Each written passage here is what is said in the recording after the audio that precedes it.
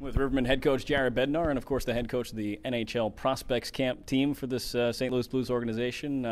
3-1 for your team, a pretty good series for your team, and some good performances out there. Yeah, you know what? The tournament went really well. We had a little bit of a rocky start in our first game against the Rangers, and then after that, I think the guys calmed down a little bit. The nerves went away and picked up the tempo of our game and really played well in the last 3 games to get 3 straight wins. So Drake was running the bench, and he had Danny on there, and then Tim Taylor, our director of player development, did a great job, went 3-1. Noticed that we're watching on television. That game was on TV, and no Bedsy on the bench. But how tough is that first game? Those guys just got off a plane, and you barely got to know them before you got out there. Yeah, well, I mean, it's certainly tough for every team. You know, we got on the ice here and met some of the guys for the first time, and less than 24 hours later, you're playing in a game. So you have a little bit of a cram session and try to give the guys a little bit of structure so they get on the same page somewhat, and then. You know, it's up to their skill and their hard work that they put in all summer long kind of gets them through that.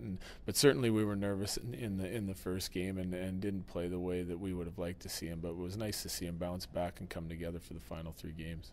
Obviously, a couple of guys stood out in that tournament, one being Phil McRae with 7 points, leading all players. Just talk about his play and where he is now compared to where he was at the end of last year. Well, I think that he certainly put in a lot of hard work over the summertime, and it's showing right now on the ice. I think the quickness of his game, he just looks stronger, quicker in all areas, really. And you know, the first game he was just so, and then after that you could really tell. I thought he was one of the highest paced players in the tournament, and their line did a great job with Jay Barabal and Ty Ratty, one of the new kids that we drafted, and he's a playmaker, and he certainly made some plays, and Phil finished off and was rewarded with some of those nice plays as well.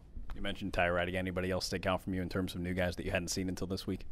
Yeah, there was a number of guys. I was pleasantly surprised with how much a lot of the guys that we had last year in that tournament that don't necessarily play for us in Peoria, how well they did. You know, you could tell that they're a year older now, more mature, and they've been to the tournament and they, you know what to expect. And some of the guys that were with us last year, you know, Deli and Nigs and guys like that were really made a big step now after playing a full year in the American League. Jake Allen was outstanding, but for the young kids, I thought Mr. Tasink had a good tournament. He skates hard. He's got a lot of legs, and you know, he didn't disappoint. I thought that he was a guy I didn't know anything about coming in, and he was noticeable player on the ice for us in all 4 games.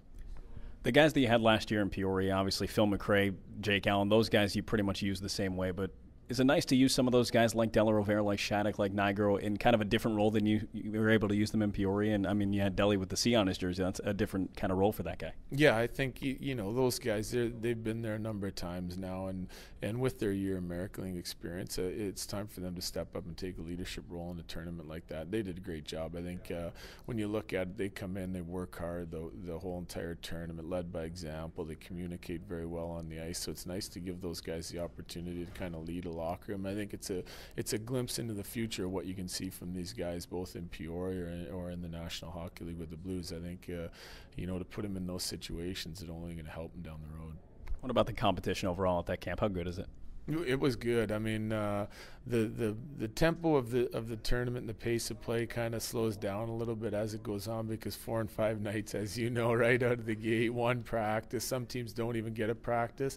It's a tough schedule, and everyone's eager to impress. So you know, you can get worn down very quickly. But overall, I thought that there was some great prospects in every group, and we're certainly pleased with the way our guys played.